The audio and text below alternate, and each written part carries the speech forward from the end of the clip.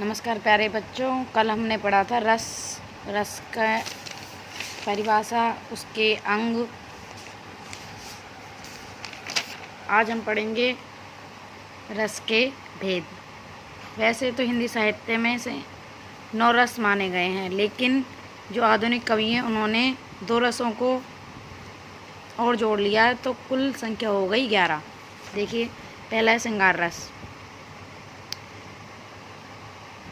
जिस काव्य को पढ़कर नायक नायिका के प्रेम दिखता है, या जिस रस में नायक नायिका के प्रेम के दर्शन होते हैं, वहाँ पर श्रृंगार रस होता है। इसका संबंध रति और काम से है।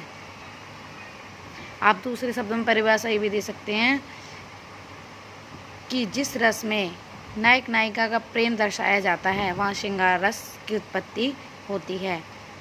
इसको रसराज भी कहा जाता है। रसों में सबसे बड़ा है और इसके 2 भेद हैं, संयोग श्रृंगार, वियोग श्रृंगार। संयोग श्रृंगार वो होता है जहाँ पर नायक नायिका एक साथ रहते हैं, और वियोग श्रृंगार वो होता है जहाँ नायक नायिका बिछड़ जाते हैं, दूर हो जाते हैं। उदाहरण देखिए, एक जंगल है तेरी आँखों में, मैं राह भूल जाता हूँ, तो किसी रेल सी गुजरती है, मैं पुल सा थरथराता हूँ। ये संयोग रस का उदाहरण है। दूसरा है, तू बिछड़न कहती है, बिछड़े तो जी ना पाएंगे। क्या है? तू बिछड़ना चाहती है, बिछड़े तो जी ना पाएंगे, ये भी कह सकते हैं। ये वियोग श्रृंगार रस। आगे देखिए, दूसरा है वीर रस।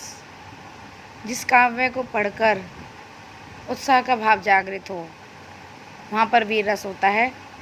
और उत्साह स्थायी भाव जब विभावों, अनुभवों और संचारी भावों की सहायता से पुष्ट होकर आस्वादन के योग्य हो जाता है, वहाँ पर भी वीर रस होता है। उदाहरण के लिए, खूब लड़ी मर्दानी वो तो झांसी वाली रानी थी। इसके बाद है शांत रस। जहाँ संसार के प्रति वैराग्य रस रूप में परिणत होता है, वहाँ शांत रस होता है। या हम ये भी कह सकते हैं, जिस काव्य को पढ़कर हमें वैराग्य की अनुभूति हो, वहाँ शांत रस होते हैं। ज़्यादातर जितने भी कबीर के दोहे हैं उसमें शांत रस है। काल करे सो अब कर, अब करे सो आज, पल में परले होएगा, बहुरी करोगे कब। तो ये शांत रस का उदाहरण है।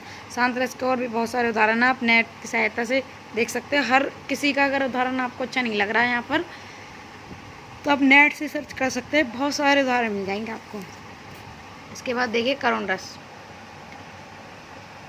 इष्ट की हानि, प्रिय का चिरवियोग अथवा अर्थ का शोक, जब विभाव, अनुभव और संचारी भावों के संयोग से रस रूप में व्यक्त होता है, तो वहाँ करुण रस होता है। या जिस काव्य को पढ़कर दुख की अनुभूति होती है, वहाँ करुण रस होता है। उदाहरण देखिए, जिस बच्ची ने अभी कुछ नहीं पाया था, क्रूर हाथों ने अभी उसे जलाया था। या ए मेरे वतन के लोगों, जरा आँख में भर लो पानी, ये गाना भी इसमें आ जाएगा। आगे देखिए, रौद्र रस 5वां है। जहाँ विरोधी के प्रति प्रतिशोध और क्रोध का भाव जागृत हो, वहाँ रौद्र रस होता है। उदाहरण, खून उसका उबल रहा था, मनुष्य से वह दैत्य में बदल रहा था। ये जो हमारी कविता है राम परशुराम संवाद वाली, राम लक्ष्मण परशुराम संवाद, उसमें भी कहीं कहीं पर रौद्र रस का प्रयोग हुआ है। आगे देखिए भयानक रस। जहाँ भय स्थायी भाव पुष्ट और विकसित हो, वहाँ भयानक रस होता है। उदाहरण, सुनसान सड़क पर सन्नाटा था, चारों ओर लग रहा था डर दूर भी भोर। जहाँ पर भय की अनुभूति होती है। इसके बाद 7वां विभत्स रस। विभत्स का मतलब है घृणा। जहाँ किसी वस्तु या दृश्य के प्रति जुगुप्सा या घृणा का भाव जागृत हो, वहाँ विभत्स रस होता है। उदाहरण, गिद्ध और चील मंडरा रही थी, चूहे को तड़पा रही थी। जैसे हम किसी चीज़ को हमें देखकर बहुत ज़्यादा घृणा का भाव जागृत हो। इसके बाद है 8वां अद्भुत रस। आश्चर्यजनक एवं विचित्र वस्तुओं के देखने सुनने से जब आश्चर्य का परिपोषण हो, वहाँ अद्भुत रस की प्रतीति होती है। मछली जल से ज़मीन पर आई, अचंभा देखा रे मैंने भाई। ठीक है, ये भी किस में आएगा? अद्भुत रस में आएगा। उदाहरण, मतलब किसी चीज़ को देखकर आश्चर्य की भावना जागृत हो। इसके बाद 9वां देखिए हास्य रस, विलक्षण विषय द्वारा जहाँ हास्य का विस्तार होता है, जिस रस में हंसी की बात आए वहाँ पर हास्य रस होता है। उदाहरण, कर्जा देता मित्र को मूर्ख वो कहलाए, महामूर्ख वो मित्र है जो पैसा वापस लौटाए। इसके बाद देखिए 10वां और 11वां एक है भक्ति और वात्सल्य रस, जहाँ भगवान के प्रति प्रेम प्रकट हो वहाँ भक्ति रस होता है, और जहाँ माता पिता के बच्चे के प्रति प्रेम प्रकट हो वहाँ पर ये वात्सल्य रस होता है। वात्सल्य रस का निर्माण सूरदास जी ने किया था। उदाहरण, रघुपति राघव राजा राम पति के पावन सीताराम, ये तो भक्ति रस का उदाहरण है। हमने बन सकती।